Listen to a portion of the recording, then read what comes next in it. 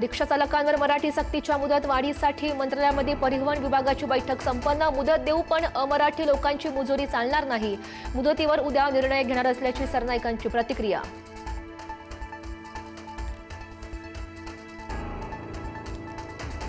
रिक्षा चालकांवर मराठी सक्ती संदर्भात 1 मेची डेडलाईन पुढे ढकलावी। शिवसेना नेते संजय निरुपम यांची सरकारकडे मागणी। अमराठी रिक्षा टॅक्सी चालकांना मराठी शिकण्यासाठी 6 महिने ते 1 वर्षांचा ट्रेनिंग कॅम्प देण्याचीही मागणी। भाजप प्रदेशाध्यक्ष रवींद्र चव्हाण आज दिल्लीच्या दौऱ्यावर पक्षाध्यक्ष नितीन नबीन यांच्या समवेत विधान परिषद उमेदवारांच्या नावे सल्लामसलत।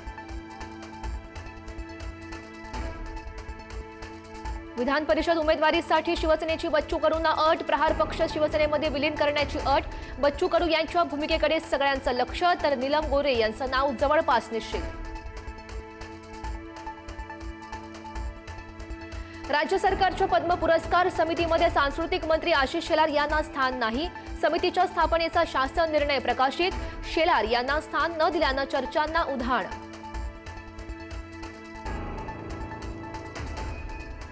केईएम रुग्णालयाचं नामांतर करण्याला ठाकरेंच्या सेनेचा विरोध। मुख्यमंत्री फडणवीस यांनी हस्तक्षेप करावा।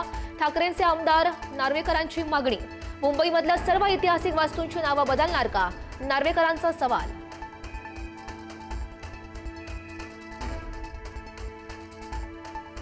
बोंदू अशोक खरातला 7व्या गुन्ह्यात 3 दिवसांची पोलीस कोठडी। 7व्या गुन्ह्यात एसआयटी करणार अधिकची चौकशी।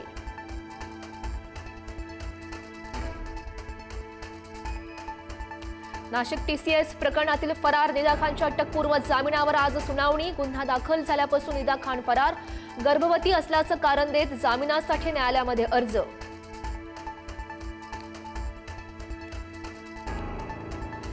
राज्यातील कृषी सेवा केंद्र चालक बेमुदत संपावर। विविध प्रलंबित मागण्यांकडे शासनानं दुर्लक्ष केल्याचा आरोप। बियाणं, खतं आणि कीटकनाशकांच्या उपलब्धतेमध्ये होणार अडचणी निर्माण।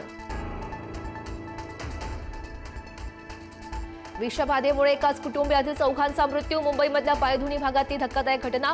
बिर्याणी खाल्ल्यानंतर कलिंगड खाल्ल्यानं विषबाधा झाल्याची माहिती।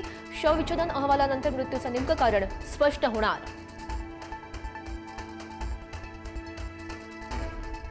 ठाण्यातील घोडबंदर रोडवरील भाईंदरपाड्यात मोठा राडा। सरनाईकांच्या बांधकाम व्यावसायिक कंपनीचे बाउन्सर आणि गावकऱ्यांमध्ये तुफान हाणामारी।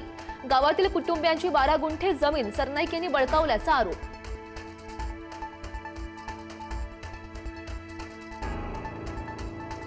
विदर्भात उष्णतेच्या लाटेचा इशारा। अकोला, अमरावती आणि वर्धा जिल्ह्यात दक्षतेचा इशारा।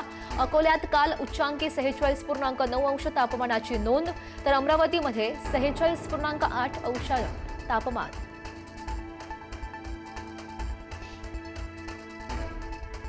नंदुरबारमध्ये मशिदीमध्ये नमाज पठण सुरू असताना साप शिरला। सुदैवानं कुणालाही इजा नाही, मोठा अनर्थ टळला। पिरगेब मशिदीमध्ये नमाज पठण सुरू असतानाची ही घटना। देशभरात कुठेही गॅस सिलेंडरचा तुटवडा नाही। एलपीजी वितरकांकडे कुठेही तुटवड्याची नोंद नाही। शनिवारी 51.8 लाखांहून अधिक घरगुती एलपीजी सिलेंडरचं वितरण।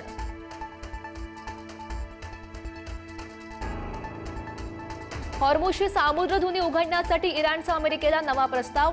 युद्ध थांबवण्यासाठीही प्रस्ताव दिल्याची माहिती। बंदरावरील अमेरिकन नाकेबंदी उठवण्याची इराणची मागणी।